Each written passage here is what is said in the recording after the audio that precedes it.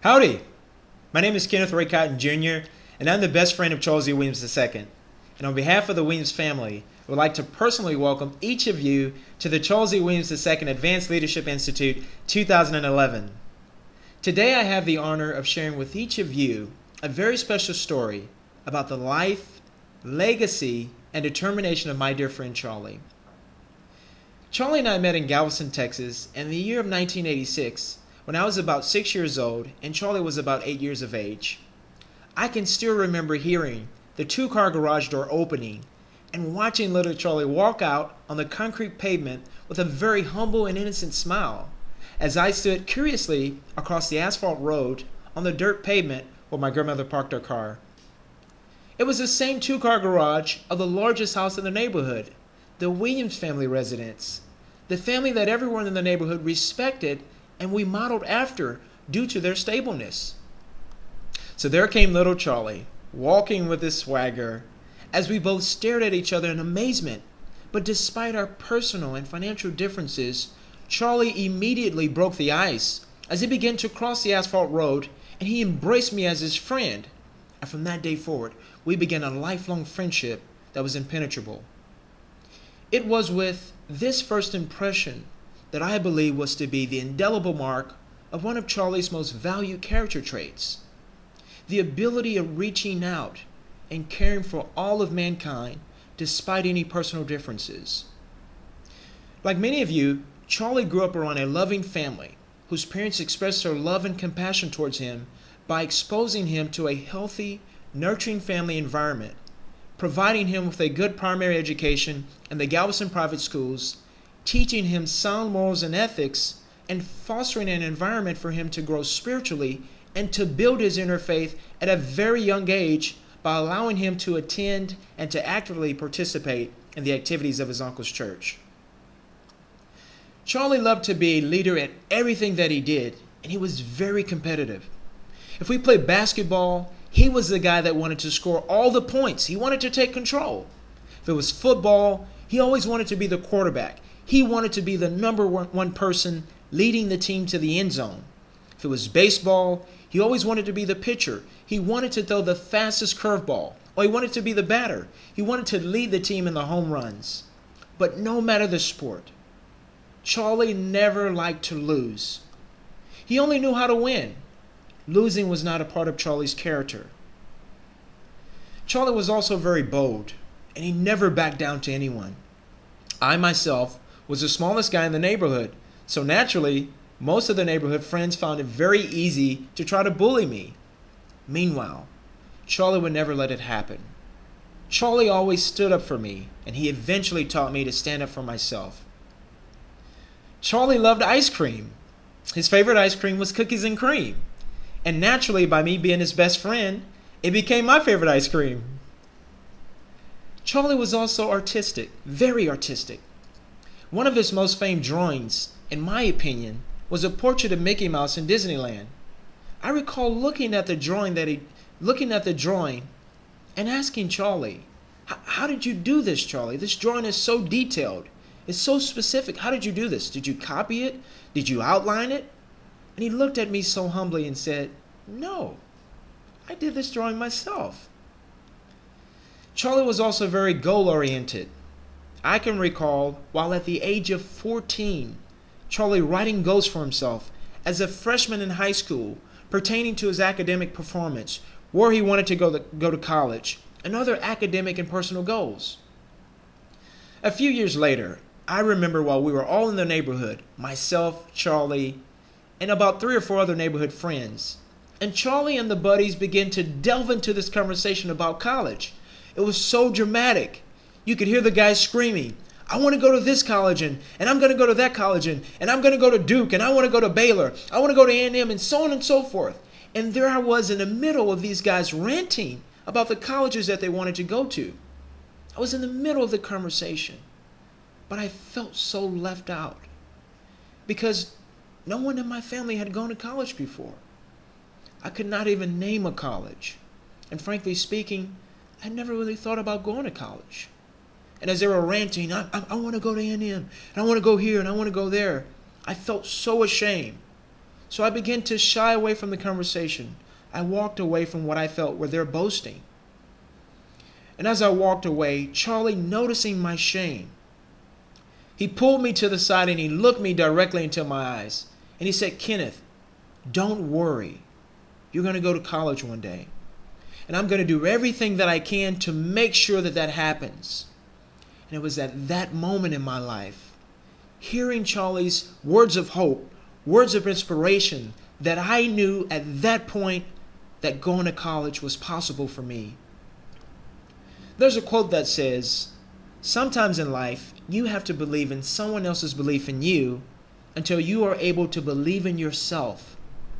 Charlie was that person who believed in me, who gave me hope.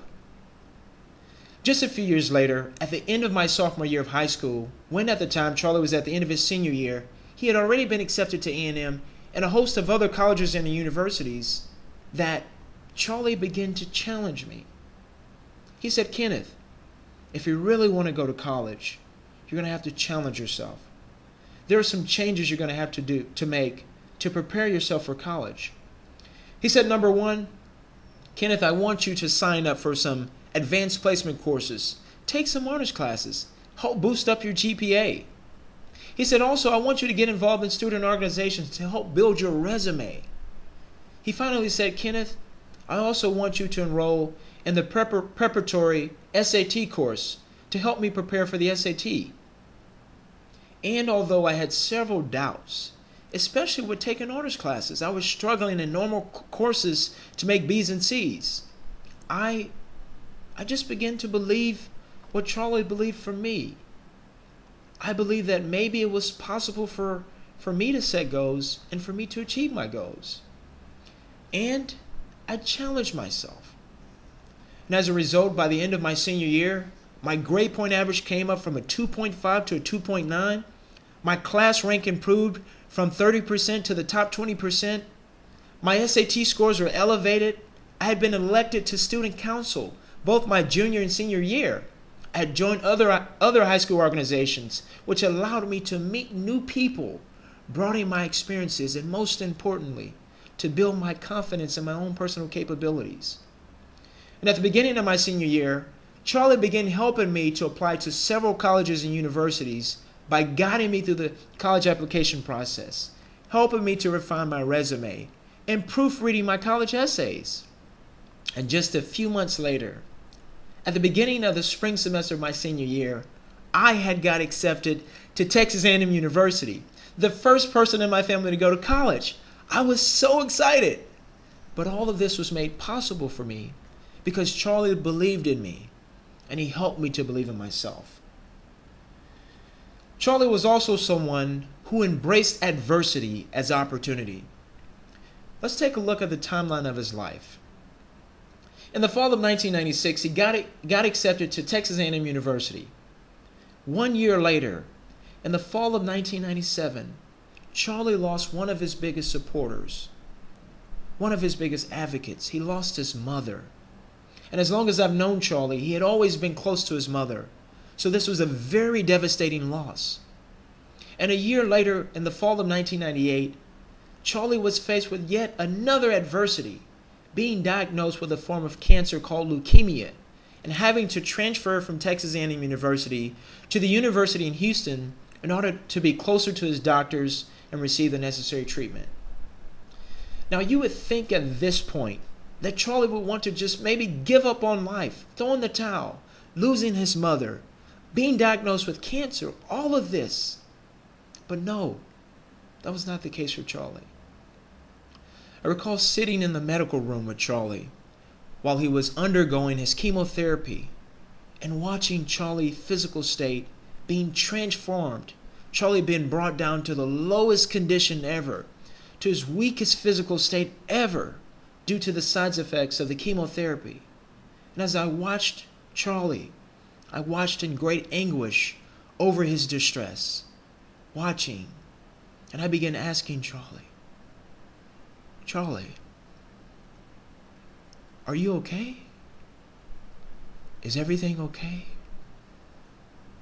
And with so much inner faith and strength and boldness, and determination, Charlie would say, "Yes, I'm okay. I'm going to be okay." And as every second and every minute passed, I could hear that inner strength, that determination, that conviction build as Charlie would affirm, "I'm okay. I'm going to be okay. Everything's going to be all right." And then he would begin to talk as he was regaining his strength.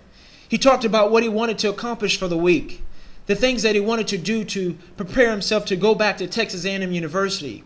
He talked about the work that he looked forward to doing for his fraternity, for other organizations, and for his community. And there I was looking in awe to see that Charlie had not necessarily been negatively impacted by his illness, but that Charlie was able to reach inside of himself despite his illness and to be transformed. That Charlie elevated himself above his physical state of being to tap into that inner spiritual strength, that inner power that he possessed. It reminds me of one of the scriptures that Charlie shared with me when I was younger, as he would read the Bible with me and he would pray with me. And it comes from John 4:4, and it reads, "Greater is he that is in me than he that is in the world. Greater is he that is in me than he that is in the world." And I don't know what this message is for right now, but I would like to just pause and tell someone that just like Charlie, there is greatness inside of you. You have the ability to overcome any adversity if you would just look within yourself, reach within yourself, and tap into that inner power, that inner strength that exists in all of you. In the fall of 1999, Charlie found himself victorious over leukemia, as his condition was upgraded to being in remission. After his remission, Charlie returned to Texas A&M University in the spring of 2000 to continue pursuing his dreams of completing his education there. Being the ambitious leader that Charlie was, just 1 month later, Charlie had organized and presented a forum on cancer awareness to the student body of Texas A&M University, inviting his own personal doctors as his guest speaker.